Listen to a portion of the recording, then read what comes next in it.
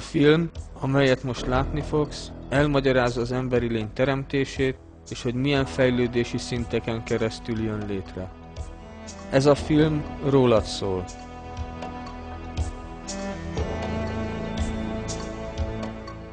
Tegyünk most egy kis utazást az időben, és menjünk vissza a múltba.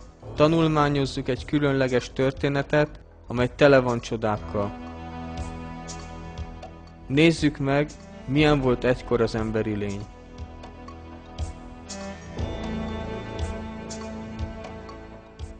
Egyetlen sejt az édesanyja méhében. Tehetetlen apróság, amelynek védelemre volt szüksége. Kisebb, mint egy homokszem. Egykor te magad is egyetlen ilyen sejt voltál, mint mindenki más a világon.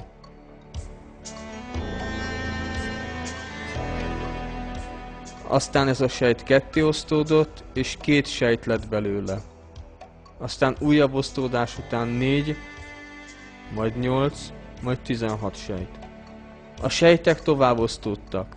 Először egy kis húscsomó képződött belőlük, aztán az a kis húscsomó alakot öltött, keze lett, lába, szeme. 100 milliárdszor nagyobbra nőtt, mint az eredeti sejt, és 6 milliárdszor nehezebb lett.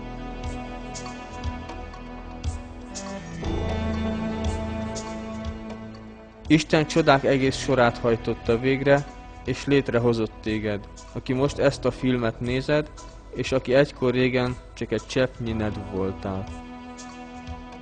És Isten ezekkel a szavakkal nyilatkoztatta ki a Koránban az embereknek, hogy hogyan teremtette őt. Vajon azt gondolja az ember, hogy szem elől tévesztjük őt? Nem volt-e ő egy kilövelt spermacsepp, aztán vérrög, és ő teremtette és megformálta és létrehozta abból a 2 nemet, a hímet és a nőstényt. Vajon nem lenne ő képes arra, hogy a holtakat életre keltse?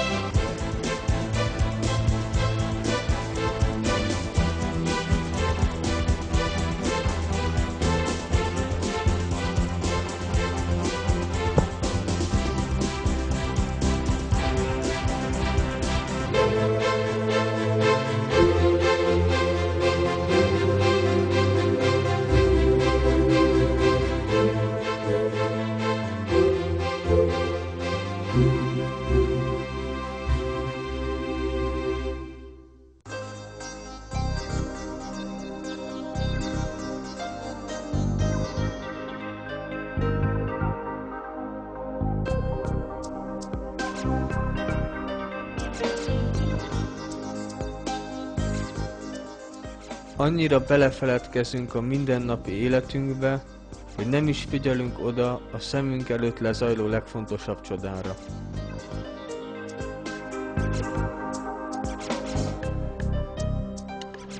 Ez a csoda az emberi lények teremtése. A teremtés első csodája a nő testében kezdődik, a petefészek nevű szervben, ahol megérik a petesejt.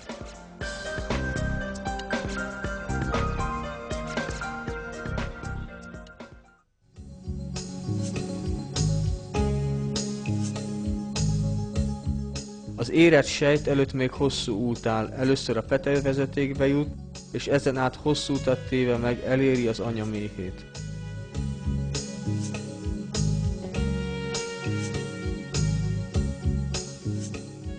Nem sokkal azelőtt, hogy a petesejt kiszabadulna a petefészekből, a petevezeték felkészül a fogadására. Érzékeny mozgással próbálja megkeresni a petesejtet a petefélszeg nyílásánál. A keresés eredményeként a petevezeték megtalálja az érett petesejtet és magába húzza. És végre elkezdődik a petesejt utazása.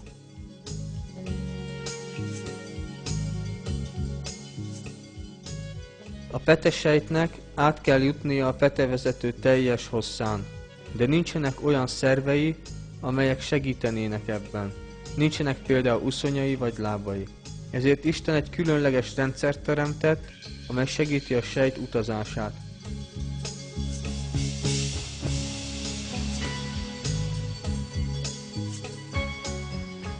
A petevezeték belső falában sejtek millióinak az a feladata, hogy segítsenek a petesejtnek elérni a méhet.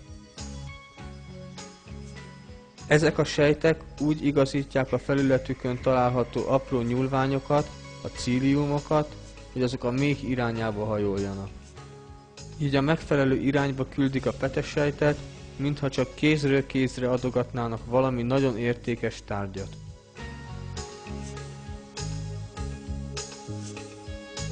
Gondolkodjunk el ezen egy kicsit. Ezek az apró nyúlványok egy nagyon intelligens terv részei. Pontosan ott helyezkednek el, ahol lenniük kell, és pontosan a szükséges alakúak. Valamennyien együtt végzik a továbbvitó mozgást éppen a megfelelő irányba.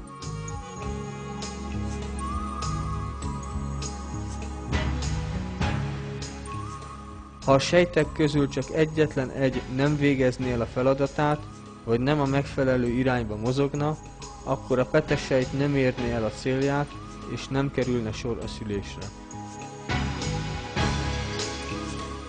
Isten teremtése azonban hibátlan, és minden sejt hibátlanul végzi a neki kijelölt feladatot. Ezen a módon a sejt egyenesen arra a helyre jut, amely elő van készítve számára, vagyis az anyamékbe.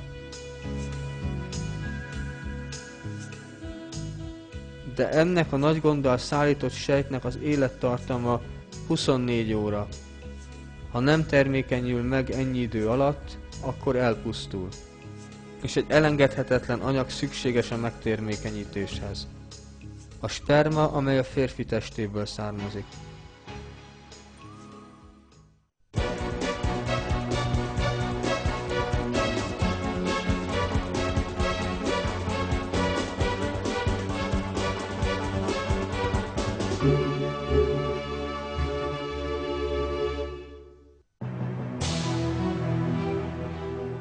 A spermium voltaképpen egy sejt, amelynek az a feladata, hogy a férfi genetikai információit szállítsa a nő testében található petesejthez. Ha közelebbről megvizsgáljuk, akkor láthatjuk, hogy a hímivarsejt pontosan olyan, mint egy gép, amelyet szállításra terveztek. A sejt eleje páncéllal borított, a külső páncél alatt még egy réteg páncél rejlik, és ez alatt található a spermium által szállított rakomány. Ez a rakomány pedig a férfi 23 kromoszómája. Az emberi testre vonatkozó valamennyi információ egészen a legapróbb részletekig megtalálható a kromoszómákban. Ahhoz, hogy megszülessen az új emberi lény, a spermiumban szállított 23 kromoszómának egyesülnie kell az anya petesejtjében található 23 kromoszómával. Ilyen módon áll össze az ember tervrajzát tartalmazó 46 kromoszóma. A hímivarsejt elején lévő páncélrendszer védi ezt az értékes rakományt minden veszélytől az utazás során. De a hímivarsejt tervezése nem korlátozódik ennyire. A közepén van egy rendkívül erőteljes motor, a motor vége a hímivarsejt farknyúlványához, az ostorhoz csatlakozik. A motor által kifejtett erő úgy mozgatja ezt a nyúlványt, mintha csak egy propellrel lenne, és ezáltal a sejt gyorsan tud mozogni.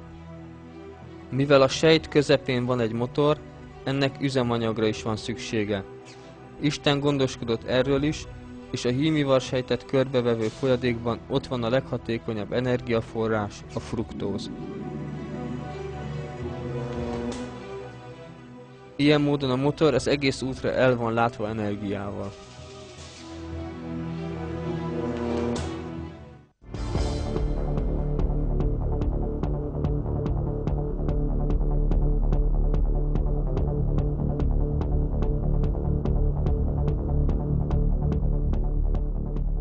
tökéletes tervezésnek köszönhetően a hímivarsejt sebesen halad egyenesen a petesejt felé.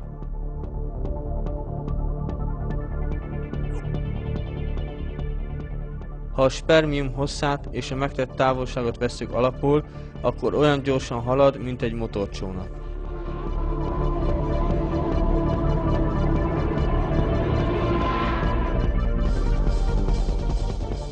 Ezek a csodálatos motorok a lehető legjobban lettek megteremtve. A herék belsejében, ahol a hímivarsejtek termelődnek, mikroszkopikus csövecskék találhatók, amelyek összesített hossza mintegy 500 méter.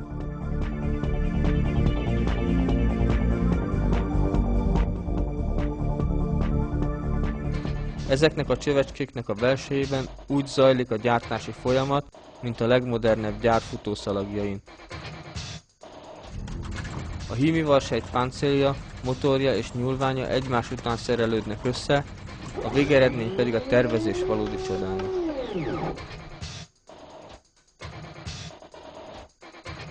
Ennek a valóságnak a tükrében kicsit el kell gondolkodnunk. Honnan tudják ezek a tudattal nem rendelkező sejtek, hogy milyen formára kell elkészíteniük a spermiumot, amikor pedig semmit sem tudnak az anyatestéről? Honnan tanulták meg elkészíteni a páncélt, a motort és a farkat, mindazt, amire a spermiumnak szüksége lesz az anyatestében? Miféle intelligenciával szerelik össze a részeket a megfelelő sorrendben? Honnan tudják, hogy a hímivarsejtnek fruktózra lesz szüksége? Honnan tanulták meg a fruktózzal üzemelő motort készíteni?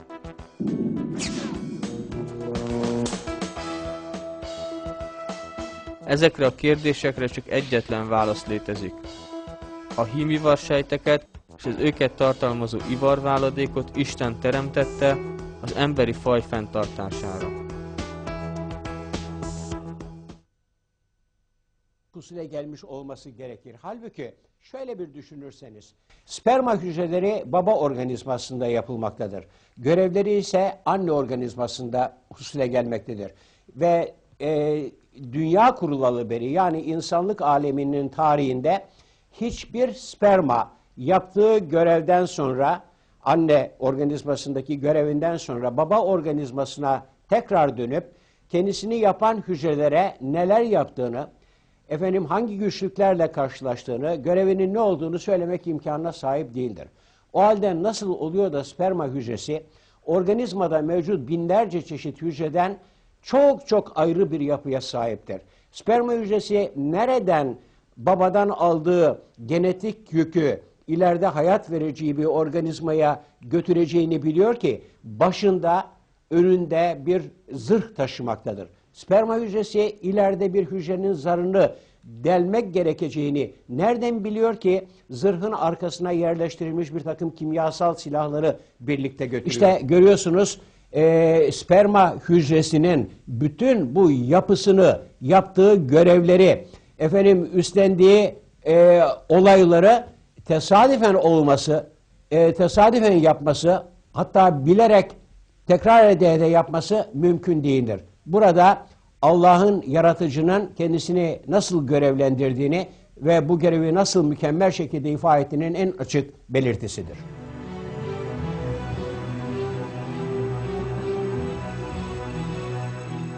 Ez a csodálatos terv a hímivarsejtek megalkotására egymagában is a teremtés csodája.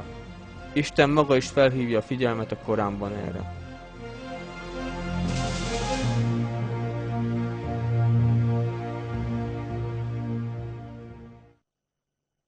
Mi teremtettünk benneteket, miért nem ismeritek el az igazságot? A magot, amit kilöveltek, ti teremtitek-e, vagy mi vagyunk a teremtője?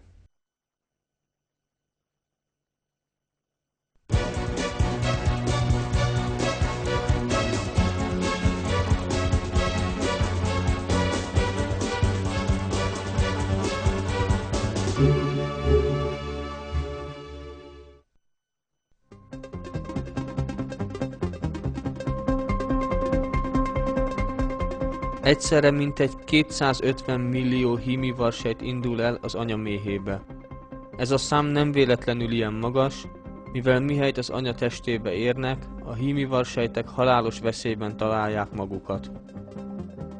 Az anya ivarszerveiben erősen savas közeget találunk, ami segít a baktériumok elpusztításában. Ez a savas közeg a hímivarsejtekre is végzetes. Néhány perc múlva még falát elpusztult hímivarsejtek borítják.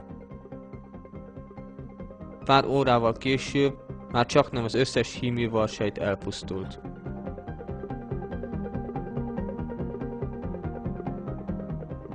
Ez a savas keverék, amely nagyon fontos az anya egészségének szempontjából, annyira erős, hogy a mélybe jutó összes hímivarsejtet képes lenne elpusztítani.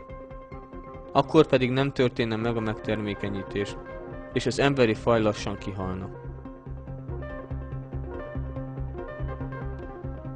De Isten, aki a hímivarsejteket teremtette, védelmet is adott nekik az anya méhében rájuk leselkedő veszély elől. Amikor az emberi test a hímivarsejteket termeli, egy alapvető összetevőt is hozzáad az őket tartalmazó folyadékhoz. Ez az összetevő részben semlegesíti a savas közeg hatását. Ennek köszönhetően egy bizonyos számú hímivarsejt képes elérni a petevezeték bejáratát. Megfigyelhetjük, hogy a hímivarsejtek mindegy irányba haladnak. De hogyan találják meg a helyes irányt? Honnan tudják, hogy merre van a petesejt, amely nem nagyobb, mint egy porszem? A hímivarsejtek azért találják meg a petesejtet, mert működésbe lép egy másik tökéletesen megteremtett biológiai rendszer. A petesejt kémiai jelzést bocsát ki, amely vonzza a hímivarsejteket, amelyek tőle körülbelül 15 cm távolságra vannak. A jelnek köszönhetően a hímivarsejtek egyenesen a petesejt felé tartanak. Röviden a petesejt, amely semmit sem tud a hímivarsejtekről, és korábban még sohasem találkozott velük, magához hívja őket. Két sejt, amelyek teljesen idegenek egymásnak, kommunikációt folytatnak. Ez újabb bizonyíték arra, hogy a petesejt és a hímivarsejt az egymásnak leginkább megfelelő formában lettek teremtve.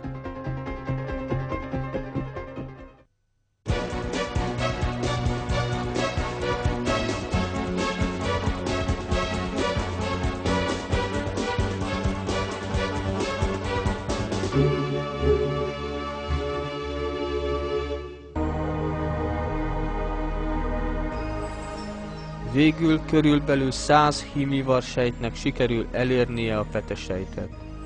De a versenynek még nincs vége, mert a petesejtbe csak egyetlen hímivarsejt juthat be, ezért elkezdődik az újabb verseny. A hímivarsejtek útjában van még egy különösen fontos akadály. Ez a petesejtet körülvevő kemény védőréteg, amely elpusztítja a nem kívánatos mikroorganizmusokat. Ezen a rétegen nagyon nehéz átjutni. Ennek az akadálynak a legyőzésére újabb különleges rendszerek lettek teremtve a hímivarsejten. A hímivarsejt fején, a páncél alatt eddig nem használt titkos fegyver rejtőzik. Ez oldóhatású enzimet tartalmazó zsákocskákból áll. Ezek a kis zsákok az oldószerrel utat nyitnak a védőrétegen, és a hímivarsejt így már átjuthat rajta. Amint a hímivarsejt áthalad a rétegen, a páncél elhasználódik, és végül darabokra esik szét.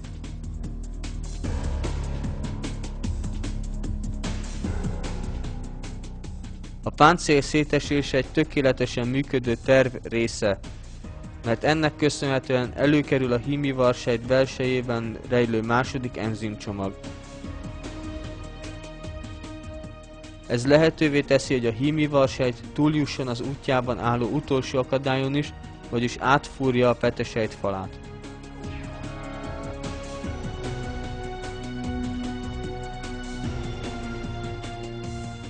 A képeket, amelyeket most látsz, elektron mikroszkóppal készítették. A hímivarsejteknek piros színű páncéljuk van. Ez a páncél elolvad, és a hímivarsejt a petesejt falán átfúródva belép a sejtbe.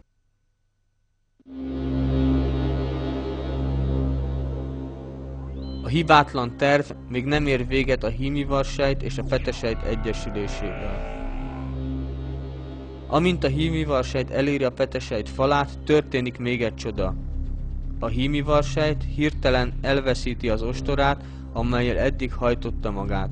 Ez elengedhetetlenül fontos, hiszen ha nem történne meg, akkor a folyamatosan mozgásban lévő ostor bejutna a petesejtbe és tönkretenné azt. Az ostor eldobása arra emlékeztet, amikor egy űrhajó a légkörből kilépve eldobja kiürült üzemanyagtartályait, amelyekre már úgy sincs szüksége. De hogyan végezhet egy aprócska hímivarsejt ilyen bonyolult számításokat?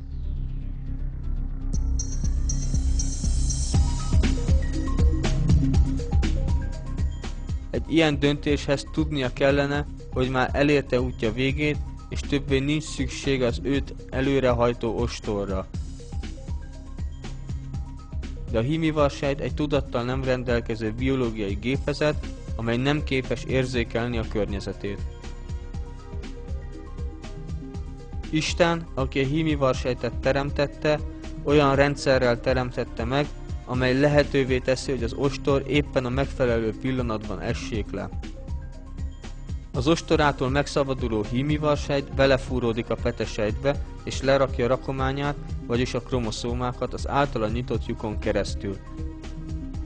A genetikai adatok továbbítása megtörtént. Különböző és egymástól független rendszerek százainak összehangolt működése azt eredményezi, hogy az ember felépítésére vonatkozó genetikai adatok eljutottak a petesejtbe. Mint láttuk, már a hímivarsejt és a petesejt egyesülése is csak a tökéletes tervezésnek köszönhető.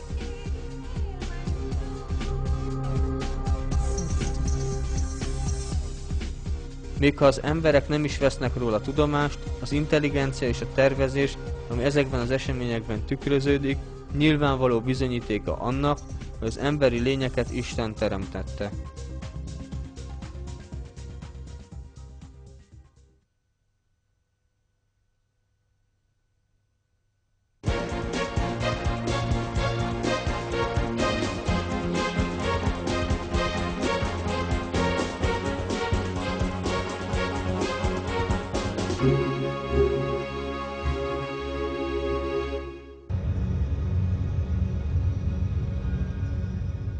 Most egy petesejtet látsz, amely még nem egyesült a hímivarsejttel.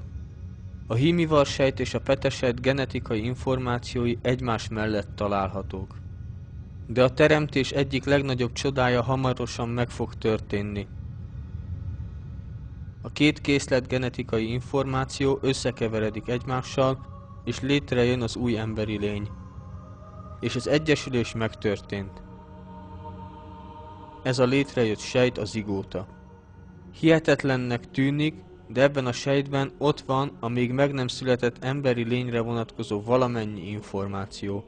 A születendő gyermek bőrének, szemének, hajának színe, az arcformája és minden egyéb fizikai jellemzője itt vannak kódolva.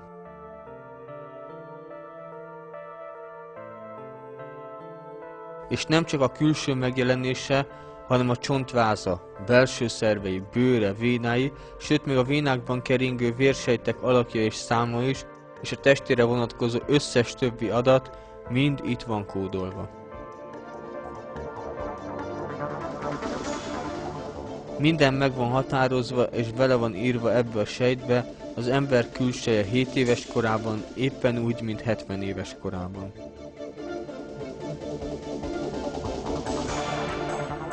Nem sokkal a megtermékenyítés után a sejt végrehajt még egy igencsak meglepő dolgot. Kettéosztódik, és 2 új sejt születik belőle. Aztán ezek a sejtek ismét kettéosztódnak, és már 4-en lesznek. Elkezdődött az új emberi lény létrehozása. De miért dönti el a sejt, hogy osztódni fog? Miért az ő feladata egy új emberi lény létrehozása? Kitől kapta a sejt a tudást, amely alapján fel tud építeni egy új emberi lényt? Ezek a kérdések elvezettek minket Isten létezéséhez, aki a végtelen tudás és hatalom birtokosa, aki megteremtett minket, a világot, az emberi lényeket ezen a világon, a sejteket ebben az emberi lényben, és mindent, ami körülveszi őt.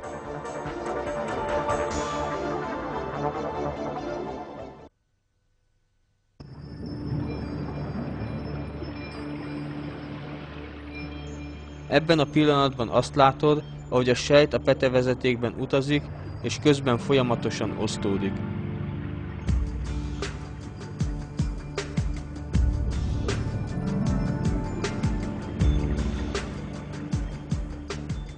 Ahogy a sejthalmaz osztódik és növekszik, történik még egy megdöbbentő dolog.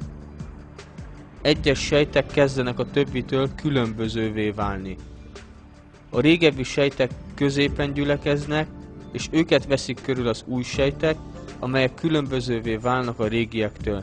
Egy kis idő múlva a középen lévő sejtek megformálják az embriót, más szavakkal szólva, ezek a születendő gyermek első sejtjei, a körülöttük lévő sejtekből pedig kialakul az embriót tápláló méhlepény. A tudósok szerint az, hogy a sejtek kezdenek különbözni egymástól, és hogy létrehozzák az embriót és a méhlepényt, hatalmas csoda. Létezik valami titokzatos parancs, aminek hatására a sejtek így cselekszenek.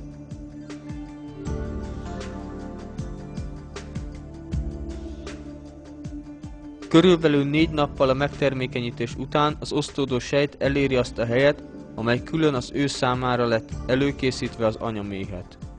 Ahhoz, hogy a szervezet kinevesse magából a sejtcsomónak, meg kell tapadnia a méh falán.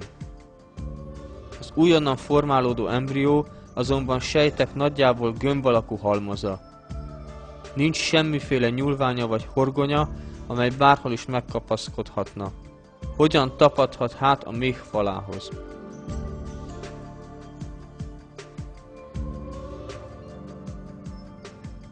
De erre a problémára is van megoldás.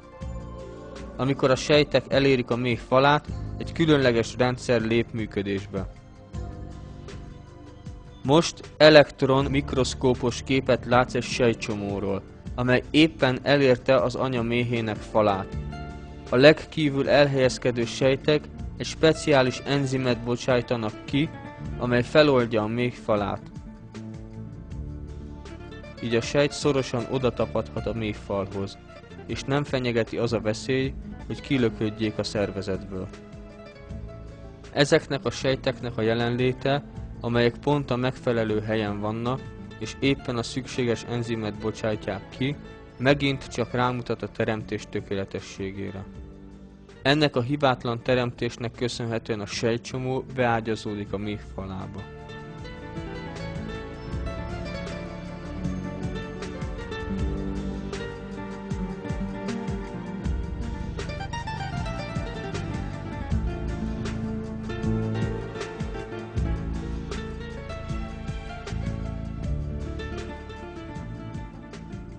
Ezt az új élőlényt, amely a méh falához tapad, és elkezd növekedni, embriónak nevezzük. Ez az igazság, amelyet a modern tudomány fedezett fel, rámutat a Korán egyik fontos csodájára. A Koránban Isten az alaq szót használja a méhen belüli fejlődés első szakaszának leírására. Olvas Urad nevében, aki teremtett. Alakból teremtette az embert, olvas, és Urad a legkegyelmesebb. Az alaq szó arabul azt jelenti, olyan dolog, ami valahová tapad. Ezt a szót használják a bőrre tapadó, vért szívó élősködőkre is. Vagyis a Korán, amely akkor lett kinyilatkoztatva, amikor az embereknek még csak igen korlátozott tudásuk volt a biológiáról, olyan szót használ, amely pontosan leírja az embrió helyzetét az anya méhében. Ez ismét csak azt mutatja, hogy a Korán Isten szava.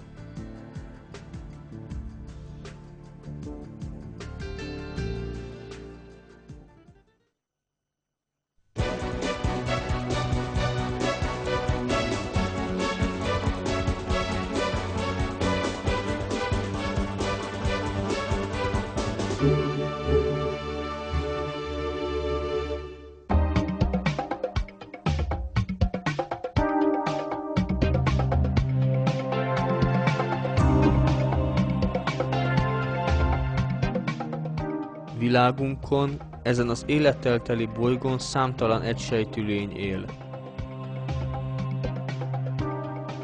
Ezek az egysejtűek mind osztódással szaporodnak, önmaguk tökéletes másolatait hozva létre. Az embrió is egysejtű lényként kezdi életét az anyamékben, és ez a sejt is önmagát másolva szaporodik. Ebben a helyzetben, ha nem lenne mögött egy magasabb rendű terv, a leendő gyermek sejtjei mind ugyanolyanok lennének, és végül nem is emberi lényként, hanem alaktalan, szerves anyag csomóként születne meg. De nem ez történik, mert a sejtek nem maradnak felügyelet nélkül. Néhány héttel azután, hogy a hímivarsejt és a petesejt egyesültek, a sejtek kezdenek differenciálódni, valami titokzatos parancsnak engedelmeskedve. Tanúi vagyunk ennek a változásnak, amelyet minden tudós csodának tart. A tudattalan sejtek hozzálátnak, hogy felépítsék a belső szerveket, a csontokat, az agyat.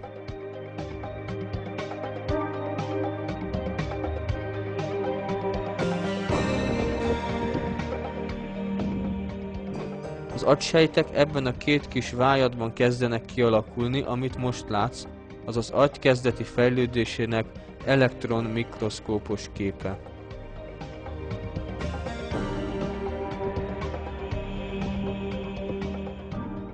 Az agysejtek gyorsan szaporodnak, és ennek eredményeképpen az újszülöttnek mintegy 10 milliárd agysejtje lesz. Most az agysejtek kialakulását látjuk. Minden percben 100 000 újabb agysejt keletkezik. Minden kialakuló új sejt úgy viselkedik, mintha tudná, hogy hol a helye, és melyik sejthez kell kapcsolódnia. Minden sejt megtalálja a helyét. A végtelen számú lehetőség közül csak azokhoz a sejtekhez csatlakozik, amelyekhez kell.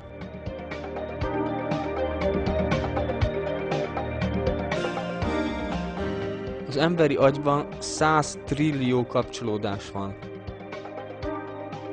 Az agysejtek csak akkor tudnák megfelelően kialakítani ezeket a kapcsolatokat, az embernél jóval nagyobb intelligenciával rendelkeznének. Márpedig az egyes agysejteknek semmiféle intelligenciája nincs. És nem csak az agysejtek. Minden egyes szaporodó és osztódó sejt létrejöttének helyéről arra a helyre vándorol, ha ő szükség van rá, és mindegyik megtalálja a neki tervezett helyet. És itt kapcsolódnak azokhoz a sejtekhez, amelyekhez kapcsolódniuk kell. Ki parancsolja hát ezeknek a sejteknek, amelyeknek nincs is tudatuk, hogy intelligens tervet kövessenek?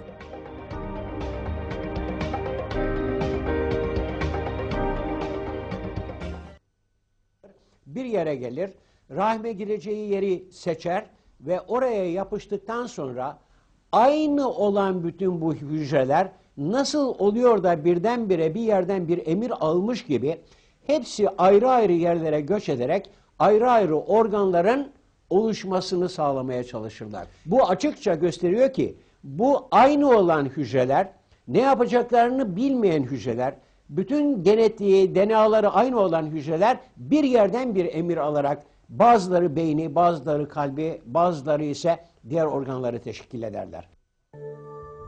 Az építkezés töretlenül haladt tovább az anya méhében. Egyes sejtek, amelyek változáson mentek át, kezdenek kiterjedni vagy összehúzódni. Majd sejtek százezrei egyesülnek. Ezekből lesz a szív. Ez a szív egy életen át fog dobogni. És hamarosan igazi csodát látunk,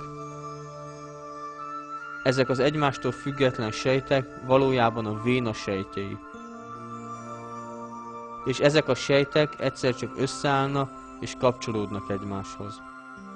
És a sejtekből létrejönnek az erek. Nézzük meg még egyszer ezt a csodálatos dolgot.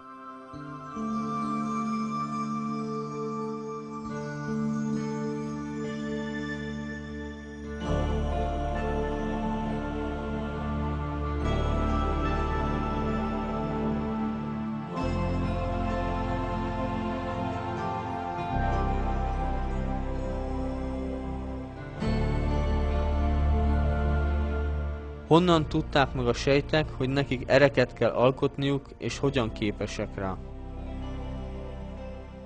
Ez is egy olyan kérdés, amelyre a tudomány még nem talált választ. Az erek sejtjei végül is egy tökéletes csőrendszert hoznak létre, amelyben nincsenek lyukak vagy repedések. Az erek belső felülete nagyon sima, mintha csak szakértő kezek hozták volna létre. Ez a tökéletes érrendszer hamarosan elkezdi szállítani a vért a magzat testének minden részébe. Az érhálózat hossza több mint 40 000 kilométer, vagyis majdnem olyan hosszú, mint a Föld kerülete. Az anya méhében folyamatosan zajlik a fejlődés. Az 5. héten láthatóvá válnak az embrió karjai és lábai.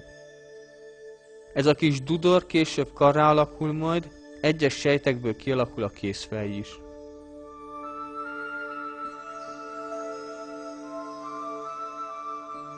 De ez alatt néhány sejt rendkívül megdöbbentő dolgot tesz. Sejtek ezrei öngyilkosok lesznek.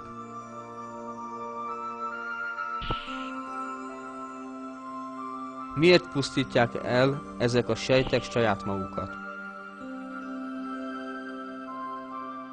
A meghaló sejtek rendkívül fontos szerepet töltenek be. Ezek a sejtek, amelyek egy adott vonal mentén helyezkednek el, elengedhetetlenek az ujjak kialakulásához.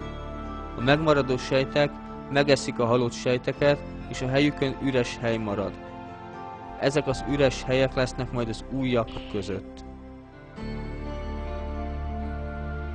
De miért hoznak ezek a sejtek ilyen áldozatot?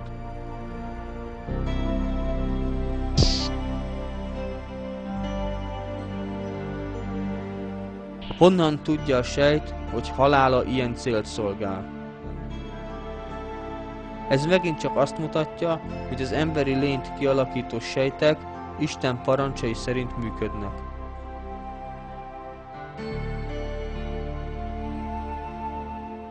Ezen a ponton a sejtek már elkezdték kialakítani a lábakat. A sejtek nem tudják, hogy a kinti világban a gyermeknek majd járnia kell. Mégis lábakat és lábfejeket hoznak létre az embrión.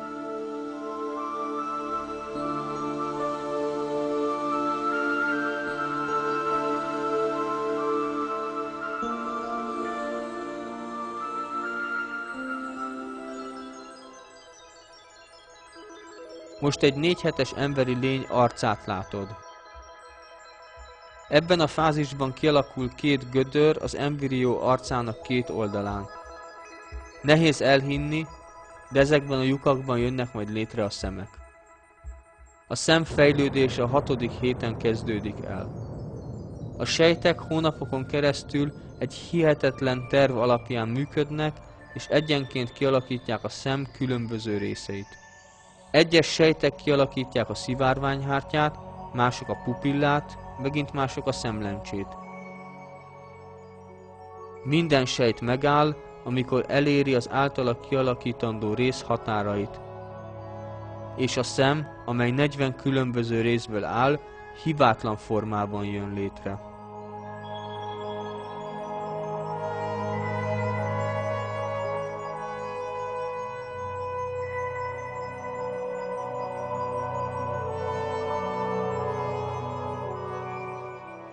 Ezen a módon a szem, amelyet a világ legtökéletesebb kamerájának tartanak, a semmiből jön létre az anya méhében.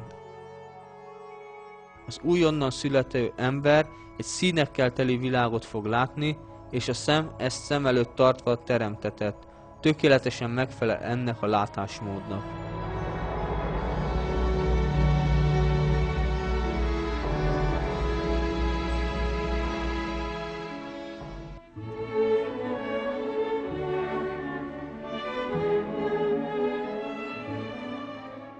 Számításba lettek véve a hangok is, amelyeket ez az emberi lény hallani fog, és a zene is, amelyet majd hallgat.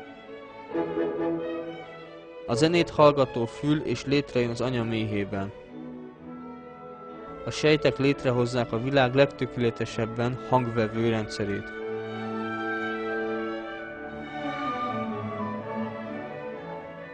Ezek az események megint csak arra emlékeztetnek, hogy a látás és a hallás Isten ajándéka. Isten azt mondja erről a Koránban. És Allah hozott elő benneteket az anyátok méhéből, úgy, hogy nem tudtatok még semmit. És ő adott nektek hallást, látást és szívet, hogy talán hálásak lesztek.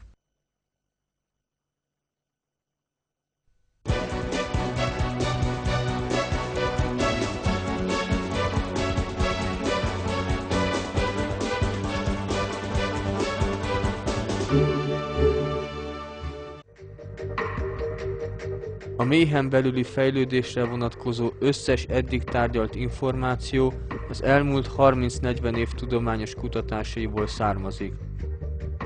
És ez az információ tette lehetővé, hogy megértsük a Korán további csodáit is. Egészen a közelmúltig úgy gondolták, hogy a csontok és az izmok egymással párhuzamosan fejlődnek ki. De az újabb vizsgálatok olyan igazságot fedtek fel, amelyről az emberek addig nem tudtak. Először a csontszövetek jönnek létre, aztán az izomsejtek kiválnak a csontok körülötti szövetből, és egyesülve beborítják a csontokat. Érdekes, hogy ezt az újonnan felfedezett tudományos tényt az 1400 évvel ezelőtt kinyilatkoztatott Korán már tartalmazta. Ezután a cseppet megtapadt röggé formáztuk, a rögöt húscsomóvá, a húscsomót pedig csontokká, a csontokat pedig felruháztuk hússal, és egy újabb teremtményként hoztuk életre. Áldott legyen Allah, a legjobb teremtő.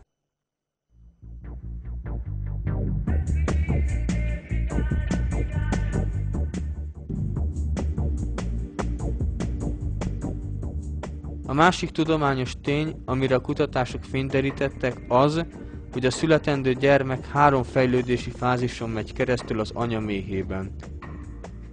Például az embriológia egyik alaptankönyve az alábbiak szerint írja le ezt a tényt.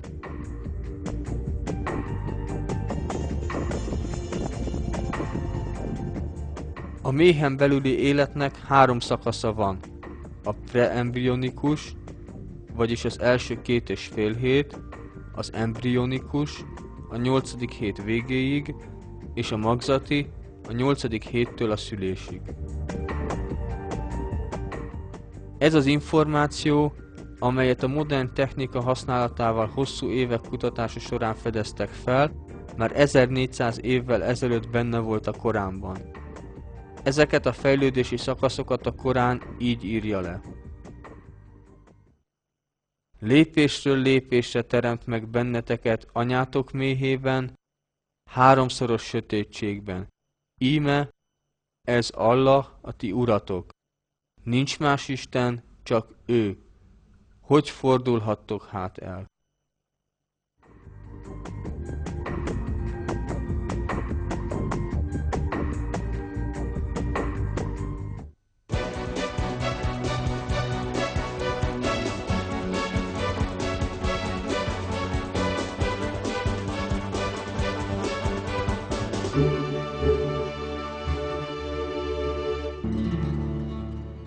Az eszköz, amit most látsz a képernyőn, olyan orvosi berendezés, amely a világ legfejlettebb technológiájával rendelkezik. Létfenntartó berendezés, olyan, amilyenre az embereket az intenzív osztályon is kapcsolják. De az egész intenzív osztály minden berendezése is alul marad ezzel a biotechnológiai rendszerrel szemben. Ez a magas szintű berendezés a méhlepény, amely körülveszi az embriót az anyaméhben, és gondoskodik minden szükségletéről. A méhlepény olyan, mint egy műveses szív- és tüdőgép és máj egyben. Mindezeket a funkciókat egyszerre hajtja végre. Csodálatosan megtervezett eszköz, amely megőrzi a magzat és az édesanyja életét is. A méhlepényt alkotó sejtek felismerik a táplálékrészecskéket az anya vérében található sok millió molekula között, és ezeket átengedik a magzathoz. A méhlepény másik feladata az, hogy az embriót védelmezze. Az anya testének védősejtjei a méh felé áramlanak, hogy megtámadják a növekvő embriót.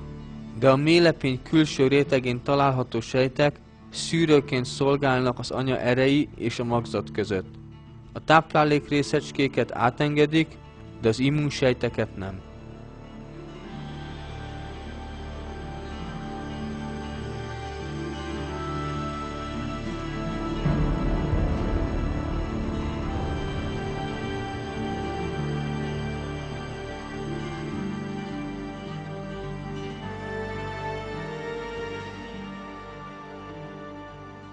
Ha az embernek kellene gondoskodni az embrió életben maradásáról, és nem a méhlepénynek, akkor az embrió néhány percnél tovább nem maradna életben. Mert az emberiség nem rendelkezik olyan fejlett technológiával, mely ki tudná számítani az embrió folyamatosan változó igényeit, és teljesíteni is tudná őket. Az egyetlen olyan berendezés, amely ezt a feladatot megfelelően el tudja látni, a méhlepény. Ez a zsinór biztosítja a kapcsolatot a gyermek és az anya teste között.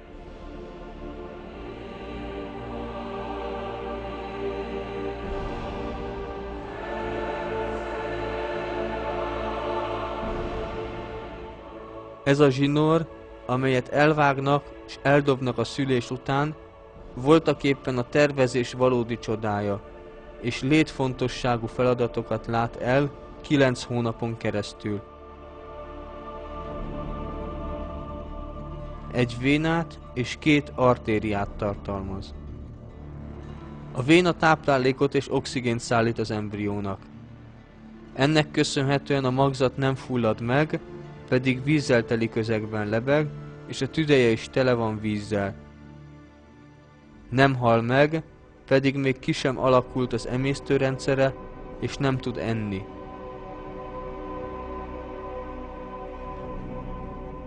Ezt a 2 alapvető szükségletét a méhlepény látja el.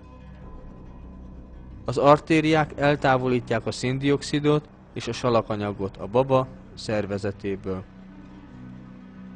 Sem az anya, sem a méhében növekvő magzat nincsenek tudatában ezeknek a rendszereknek és folyamatoknak.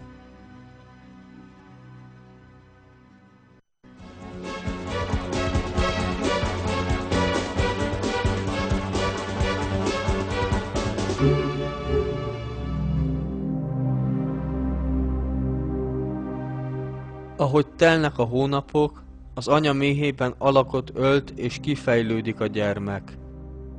Felkészül arra, hogy kilépjen a külvilágra. Eljött a végső fázis, a szülés ideje. De az anya méhében várakozó gyermekre súlyos veszély leselkedik. A gyermeknek ki kell jönnie a méhből, és át kell haladnia a medencecsontok között, ami nagy veszélyt jelent a születendő gyermekre nézve. A szülés alatt a baba feje összenyomódik ezen a szűk területen, és a koponya nagy nyomás alatt van. De ebben a helyzetben ismét csak különleges biztonsági intézkedések óvják a baba egészségét. Az újszülött gyermek koponyacsontjai puhák, és a felnőttekkel ellentétben a koponyát alkotó csontok még nincsenek összeforva. Nagyrészt ennek köszönhető, hogy a csontok képesek egymásra csúszni szülés közben. A csontok közötti rések óvják meg a koponyát attól, hogy a szülés alatt összeroppanjon. Ilyen módon a gyermek egészségesen születik meg, és a koponyája és az agya semmilyen károsodást sem szenved. Az elkövetkező hónapokban a koponya megkeményedik, és a gyermek élete egészségesen folytatódik.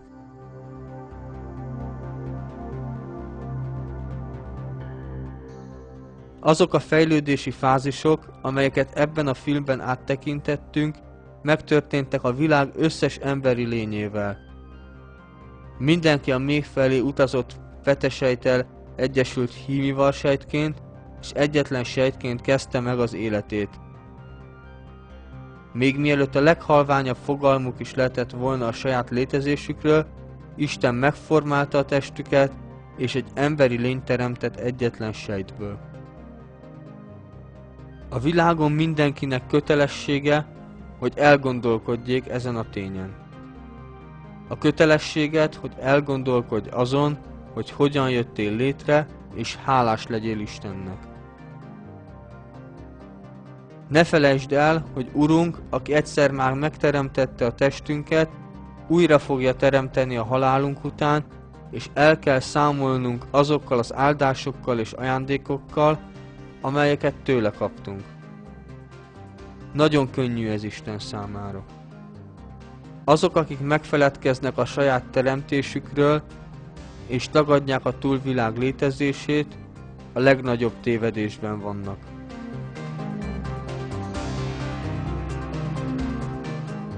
Isten így beszél ezekről az emberekről a Koránban. Vajon nem látta-e az ember, hogy egy cseppből teremtettük őt? És lám, mégis nyilvánvaló perlekedő. Példabeszédeket mond nekünk, és elfelejti azt, hogy ő a teremtmény. Azt mondja, kikelti életre a csontokat, miután már elporlattak. Mondd, azt kelti életre, aki először is teremtette. Neki minden teremtésről tudomása van.